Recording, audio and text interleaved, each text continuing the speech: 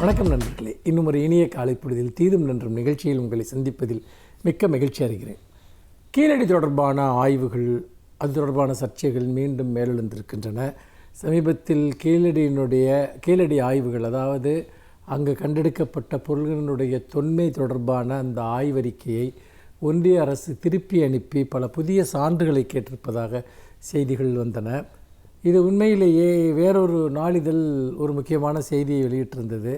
அவர்கள் என்ன திருத்தங்கள் கோருகிறார்கள் என்று சொன்னால், கீழடியில் கண்டெடுக்கப்பட்ட பொருள்கள் கிமு 2800க்கு முற்பட்டவை என்கிற அந்த தகவலை கிமு 2300க்கு முற்பட்டவை என்று குறைத்து தரும்படி கேட்கிறார்கள் என்று. அப்படி குறைத்து தர வேண்டுமென்றால் அதற்கான சான்றுகள் வேண்டும். இப்பொழுது செய்யப்பட்டிருக்கக்கூடிய சோதனை என்பது தவறானது என்று நிரூபிக்கப்பட வேண்டும். ஆனால் அப்படி எதுவுமே நிரூபிக்கப்படவில்லை. அந்த சான்றுகளுடைய நம்பகத்தன்மையின் மீது எந்தவிதமான கேள்வியும் இல்லை. அவை அங்கீகரிக்கப்பட்ட ஆய்வகங்களின் மூலமாக நிரூபிக்கப்பட்டவை என்பதை நாம் பார்க்கிறோம். அப்படிப்பட்ட நிலையில் இன்னும் தமிழ்நாட்டில் நடந்த பல தொல்லியல் ஆய்வுகளுடைய முடிவுகள் இன்னும் வெளியிடப்படாமல் இருக்கின்றன என்பதையும் நாம் பார்க்க வேண்டும். இது எல்லாவற்றையும் இணைத்து பார்க்கிற போது என்ன தோன்றுகிறது என்று சொன்னால், தமிழர்களுடைய, திராவிடர்களுடைய தொழில் நாகரிகத்தினுடைய காலம் மிகவும் பின்னோக்கி இருப்பதை, அல்லது அது மிகவும் ஒரு தொன்மையான காலத்தை சேர்ந்தவை என்பதை ஏற்றுக்கொள்வதற்கு இந்திய தொல்லியல் துறையில் இருக்கக்கூடியவர்களால் அதை ஏற்க முடியவில்லை என்பதுதான் அதற்கு பின்னால் இருக்கக்கூடிய ஒரு உண்மையாக இருக்கிறது. காரணம் என்னவென்று சொன்னால், அவர்கள் ஆரிய நாகரிகம்தான் தொன்மையானது என்கிற ஒரு விஷயத்தை அவர்கள் கட்டமைக்க விரும்புகிறார்கள். ஆரிய நாகரிகம் தொன்மையானது, சமஸ்கிருதம்தான் உலகின் மிக மூத்த மொழி என்றெல்லாம் அவர்கள் கட்டமைக்க விரும்புகிற போது, கீழடியில் கண்டெடுக்கப்பட்ட பொருள்கள் அது காட்டக்கூடிய காலம் என்பது அவர்கள் கட்டமைக்க விரும்புகிற பிம்பத்தை உடைத்து நொறுக்குவதாக இருக்கிறது. ஏனென்றால் சிந்து சமவெளி நாகரிகம், அதைத் தொடர்ந்து கங்கை சமவெளி நாகரிகம், இதுதான் உலகத்தின் தொன்மையான நாகரிகங்களாக உலக அளவில் ஏற்கப்பட்டிருக்கின்றன. சிந்து சமவெளி என்பது அந்த நாகரிகத்தில் வாழ்ந்த மக்கள் பிறகு என்னவானார்கள் என்று தெரியவில்லை என்கிற ஒரு விஷயமும், சிந்து சமவெளியில் கண்டெடுக்கப்பட்ட அந்த எழுத்துக்கள், கல்வெட்டுக்களை இன்றைக்கு வரைக்கும் படித்தறிய முடியவில்லை என்பதும் ஒரு மிகப்பெரிய கேள்வியாக இருந்தது. ஆனால் சிந்து சமவெளியில் வாழ்ந்த மக்கள்தான் இங்கு தென் தமிழகத்திற்கு குடிபெயர்ந்து வந்தவர்கள். சிந்து சமவெளியில் கண்டெடுக்கப்பட்ட பொருள்களுக்கும் அதிலிருந்த எழுத்துக்களுக்கும் இங்கு கீழடி போன்ற இடங்களில் கண்டெடுக்கப்பட்ட பொருள்களுக்கும் நிறைய ஒப்புமைகள் இருக்கின்றன என்கிற போது, சிந்து சமவெளி நாகரிகத்தினுடைய தொடர்ச்சியாக தமிழர் நாகரிகத்தை ஸ்தாபிக்கக்கூடிய பல சான்றுகள் கிடைத்து வரக்கூடிய நிலையில், இது ஆரிய நாகரிகத்தை முன்னிறுத்துகிற விரும்புகிறவர்களுக்கு ஒரு மிகப்பெரிய தொந்தரவாக இருக்கிறது. அதனால்தான் இந்த ஆய்வு முடிவுகளை மூடி மறைக்க விரும்புகிறார்கள், நிறுத்த விரும்புகிறார்கள். ஆனால் இது மனித குலத்தினுடைய பண்பாட்டு வளர்ச்சி தொடர்பான ஒரு விஷயம். அதோடு மட்டுமல்லாமல் ஆரிய நாகரிகத்தினுடைய தொன்மையான காலத்தில் அவர்கள் வேட்டையாடுகிற சமூகமாகத்தான் இருந்தார்கள். முக்கியமாக குதிரைகள் தான் அவர்களுடைய முக்கிய வாகனமாக இருந்தன. ஆனால் உழவு கருவிகளும் உழவு மாடுகளும் தொடர்பான குறிப்புகள் கீழடியிலிருந்து கிடைக்கின்றன. அதாவது ஒரு இடத்தில் தங்கி வேளாண்மை செய்து வாழக்கூடிய நகர்ப்புற நாகரிகம் என்பது இங்கு இருந்தது என்பதற்கான சான்றுகள் கிடைத்திருக்கின்றன.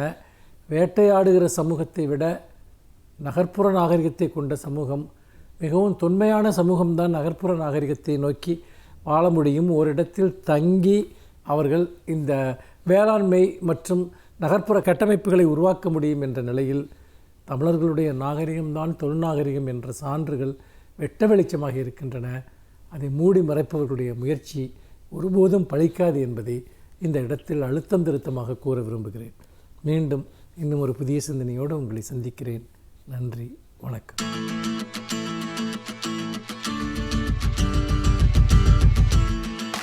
அனைவருக்கும் என் அன்பு வணக்கம். மை ஆட்டோபயோகிராஃபி, என் சுயசரிதை என்கிற நூலில் இந்தியாவின் முன்னாள் பிரதமர் ஜவஹர்லால் நேரு பல செய்திகளை, நாம் அறிந்து கொள்ள வேண்டிய செய்திகளை எழுதியிருக்கிறார். அவர் டேராடூன் சிறையிலே இருந்தபோது எழுதிய அந்த குறிப்பு, அவர் பல்வேறு சிறைகளிலே இருந்தார், தொடர்ந்து சிறைகளிலேயே வாழ்ந்த காலங்கள் உண்டு. 1947க்கு முன்னால் அவர் வெளியில் இருந்த காலமும் சிறையில் இருந்த காலமும் ஏறத்தாழ சமம் என்று சொல்லுவார்கள். 1934 அலிப்பூரிலிருந்து டேராடூன் சிறைக்கு கொண்டு வரப்பட்டார். பிறகு 1939 6 மாத காலம் டேராடூன் சிறையில் இருந்தார். அப்படி அந்த சிறையில் இருக்கிற போது அவர் ஒரு குறிப்பை தன் வரலாற்றில் எழுதியிருக்கிறார். நாம் இன்றைக்கு பேசுகிற மதம் சார்ந்த அரசியல் என்பது எவ்வளவு ஆபத்தானது என்பதை அன்றைக்கே நேரு உணர்ந்திருக்கிறார், தன் நூலில் எழுதியும் இருக்கிறார். அவர் எழுதியிருக்கிற அந்த வரலாற்று செய்தி என்ன என்றால், இந்து மகாசபையின் மீதும் எனக்கு ஒரு மதிப்பு இருந்தது. அவர் சொல்லுகிறார், நான் இஸ்லாமிய சங்கங்களோடு அல்லது இந்து சங்கங்களோடு எவற்றோடும் ஒரு பாரபட்சம் காட்டியதில்லை. எல்லாம் அவரவருடைய நம்பிக்கை, அவரவருடைய மதம் சார்ந்த அமைப்பு என்று இருந்திருக்கிறேன். ஆனால் ஒரு முறை அந்த இந்து மகாசபையின் மீது எனக்கு ஒரு மிகப்பெரிய கசப்பு ஏற்பட்டது என்று அவர் எழுதுகிறார். என்ன காரணம் என்றால், அவர்கள் இந்தியாவின் விடுதலைக்காகவே போராடி சிறையில் இருக்கிற கான் அப்துல் கஃபார் கானுக்கு விடுதலைக்காக குரல் கொடுக்க வேண்டும் என்று சொன்னபோது மறுத்து விட்டார்கள். நேரு எழுதுகிறார், கான் அப்துல் கஃபார் கானை போல அவர்தான் எல்லை காந்தி என்று அழைக்கப்பட்டவர். அவரை போல நேர்மையானவரை, பண்பாளரை, எளிமையானவரை நாம் பார்க்க முடியாது. அவரை அந்த எல்லை காந்தியாக கான் அப்துல் கஃபார் கானாக பார்க்காமல் ஒரு இஸ்லாமியராக பார்த்தார்கள் என்றால் அவர்கள் எப்படி விடுதலை போராட்டத்திற்கு உண்மையாக இருந்திருப்பார்கள் என்று கேட்கிறார். அதே போல செஞ்சட்டையர்களை தடை செய்ய வேண்டும் என்னும் கோரிக்கையை, பொது உடைமை கட்சியினரை தடை செய்ய வேண்டும் என்னும் கோரிக்கையை அவர்கள் முன்வைத்தார்கள். இவை இரண்டும் எனக்கான ஒரு பெரிய மனக்கசப்பை அவர்கள் மீது ஏற்படுத்தியது. இவர்கள் இந்த நாட்டின் விடுதலை, சமூக முன்னேற்றம் என்பவைகளை பற்றியெல்லாம் கவலைப்படாமல் இவர் இந்துவா இஸ்லாமியரா, இவர் நம் கருத்து ஏற்கிறவரா அல்லது பொது உடைமை கட்சிக்காரரா என்று தான் பார்க்கிறார்கள். இந்த பார்வை சரியானதில்லை. ஒரு முறை என் வாழ்நாளில் எனக்கு நேராத அனுபவம் ஒன்று சிறையில் நேர்ந்தது என்று நேரு எழுதுகிறார். நான் தூங்கி கொண்டிருந்தேன். எனக்கு ஒரு கனவு வந்தது. 4 திசையிலிருந்தும் கான் அப்துல் கஃபார் கானை எல்லோரும் சுற்றி நின்று தாக்குகிறார்கள். நான் ஓடிப்போய் அவரை காப்பாற்ற முயற்சி செய்கிறேன். ஆனாலும் அவர் மீது அடி பலமாக விழுகிறது. இந்த கனவில் சட்டென்று நான் விழித்து கொண்டேன். என்னை சுற்றி வார்டன்கள் நின்று கொண்டிருந்தார்கள். ஒருவேளை நான் என்னை அறியாமலேயே சத்தமும் போட்டு விட்டேனா என்று தெரியாது. எனக்கான மிகப்பெரிய வியப்பு என்ன என்றால், நான் படுத்திருந்த தலையணை என் கண்ணீரால் நனைந்திருந்தது என்று நேரு எழுதிவிட்டு அடுத்த வரியை சொல்லுகிறார். நான் நினைவோடு இருந்த காலங்களில் எத்தனை துயரங்கள் வந்த போதும் அப்படி அழுததில்லை. ஆனால் கனவில் என்னை அறியாமல் அழுதிருக்கிறேன். அதுவும் யாருக்காக என்றால், கான் அப்துல் கஃபார் கானுக்காக தான் அழுதிருக்கிறேன் என்று அதிலே எழுதுகிறார். எனவே நேரு அவர்கள் அன்றிலிருந்தே இந்த மதம், சாதி இவைகளையெல்லாம் தாண்டி பொதுவான சிந்தனை கொண்டவராக, ஒரு முற்போக்கு எண்ணம் உடையவராக இருந்திருக்கிறார் என்பதற்கு இதுவும் ஒரு பெரிய சான்று. கனவில் அழுவது போல தோன்றும், ஆனால் கனவில் அழுது தலையணையே கண்ணீரால் நனைந்திருக்கிறது என்பதை நேருவே சொல்லுகிறார். இப்படி ஒரு அனுபவம் எனக்கு முன்னும் பின்னும் வாய்த்ததில்லை. என் உள் மனத்தில் இருந்த எண்ணம்தான் அப்படி கண்ணீராய் கசிந்திருக்கிறது போலும் என்று எழுதுகிறார். எனவே நேருவினுடைய வாழ்க்கை வரலாற்றை படிக்க படிக்க இந்தியாவினுடைய பல வரலாற்று செய்திகளை நம்மால் அறிந்து கொள்ள முடிகிறது.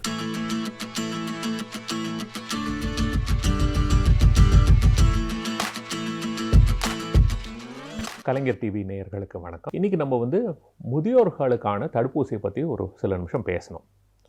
இப்போது தடுப்பூசினாலே நம்ம எல்லோரும் என்ன நினைக்கிறோம்? குழந்தைகளை பற்றி தான் நினைக்கிறோம். அப்படி நினைக்கிறது ரொம்ப தப்பு. தடுப்பூசிங்கிறது எதுக்கு போடுறது? பாதுகாப்புக்காக, அதாவது ஒரு வியாதி வராமல் இருக்கிறதுக்காக. குழந்தைகள் ரொம்ப முக்கியமான ஒரு விஷயம், எல்லோரும் ஒத்துக்க வேண்டிய விஷயம். அவங்களோட எதிர்ப்பு சக்தி ரொம்ப கம்மி, அதனால தான் தடுப்பூசி போடுறோம்.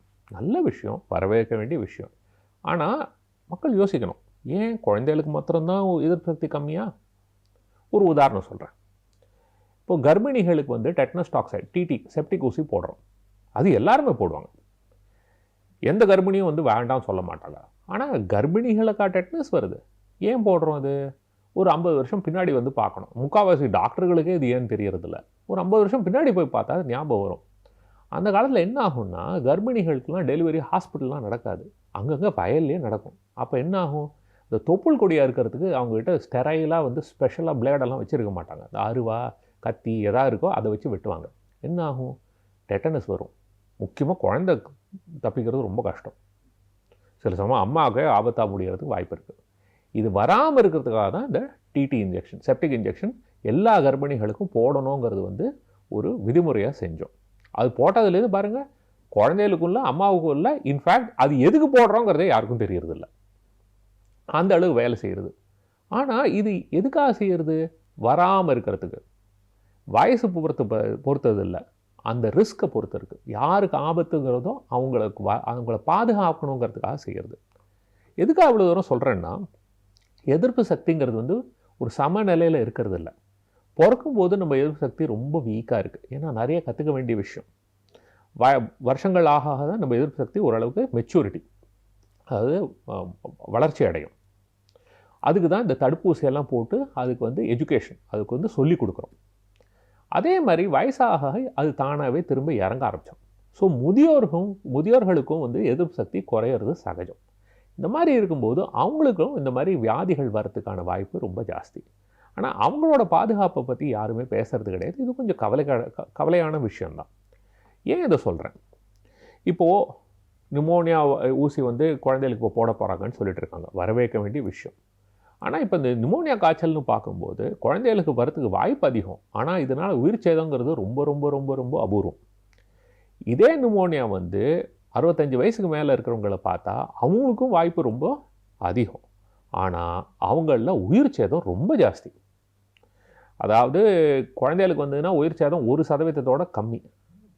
இதுவே முதியோருக்கு வந்தால் மினிமம் 10% உயிர் சேதம். மினிமம் 10%. என்ன தான் ஆன்டிபயோட்டிக் கொடுத்து, என்ன தான் ஐசியூவில் வச்சு, என்ன தான் 5 ஸ்டார் ஹாஸ்பிட்டலில் பார்த்தாலும் மினிமம் குறைஞ்சது 10% மக்களுக்கு இது உயிருக்கு ஆபத்தாக முடியும். அப்போ அவங்கள பாதுகாக்கிறது நம்மளோட கடமை இல்லையா? அதை பற்றியும் சில பேர் நிறைய பேர் யோசிக்கணும். இதில் நிறைய விஷயங்கள் இருக்குது. இது அந்த வியாதிங்கிறது மாத்திரம் இல்லை.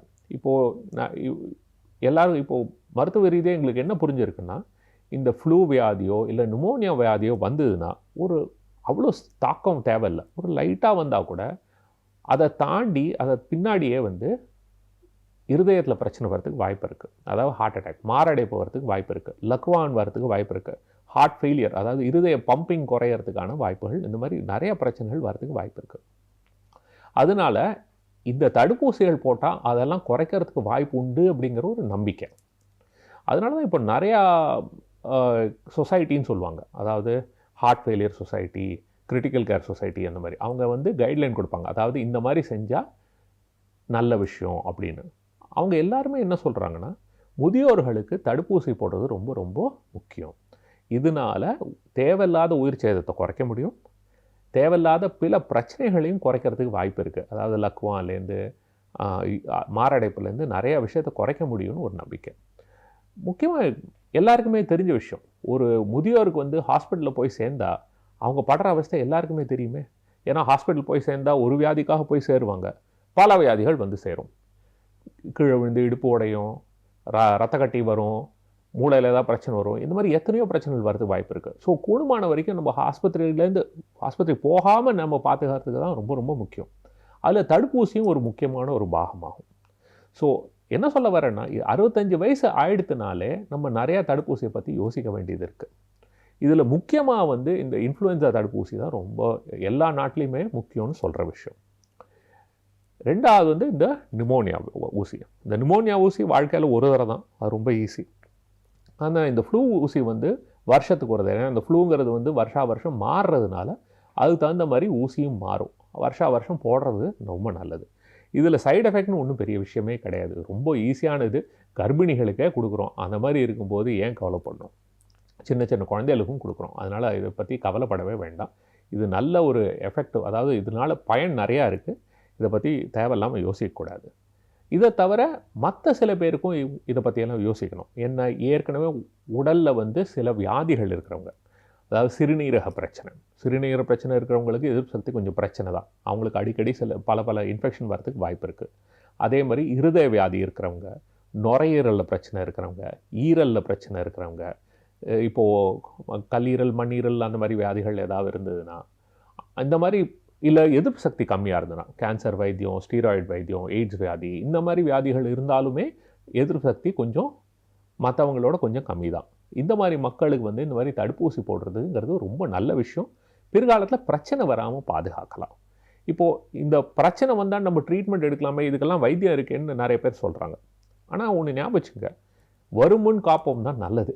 வந்த பின் நம்ம அவஸ்தைப்படுவோம், வைத்தியம் பண்ணுவோம்னா தடுப்பூசியோட வேலை எங்க, ஒரு வியாதியோட வைத்தியத்தோட வேலை எங்க. ரெண்டாவது, என்னதான் பர்ஃபெக்ட் வைத்தியம் பண்ணாலும் நான் சொன்ன மாதிரி ஒவ்வொரு வியாதியிலும் ஓரளவுக்கு உயிர் சேதம் இருக்குது. அதை குறைக்க முடியாது. அதை குறைக்கணும்னா அதுக்கு ஒரே வழி வராமல் பார்த்துக்கிறதுக்கு தான். ஸோ இப்போ வீட்டில் வந்து நீங்கள் எவ்வளோக்கு எவ்வளோ குழந்தையெல்லாம் நீங்கள் வந்து பாதுகாப்பாக பார்த்துக்கிறீங்களோ, அவங்களுக்கு வந்து தடுப்பூசியெல்லாம் போட்டு அவங்க உடம்பை நன்னா பார்த்துக்கிறீங்களோ, அதே மாதிரி உங்கள் வீட்டில் இருக்கிற முதியோரையும் கொஞ்சம் கவனிக்கிறது ரொம்ப நல்ல விஷயம். அவங்களுக்கு இதுக்கு தகுந்த மாதிரியான தடுப்பூசிகள்லாம் போட்டு அவங்களோட ஆரோக்கியத்தையும் நம்ம நன்னா கவனிச்சுட்டோம்னா அவங்க வந்து மேற்கொண்டு யார் மேலேயும் பாரமாக இல்லாமல் ஒரு சுதந்திரமாக இருக்கிறதுக்கு ஒரு நல்ல வாய்ப்பு இருக்குது. இது பொதுமக்கள் எல்லாரும் உணரணும். நன்றி, வணக்கம்.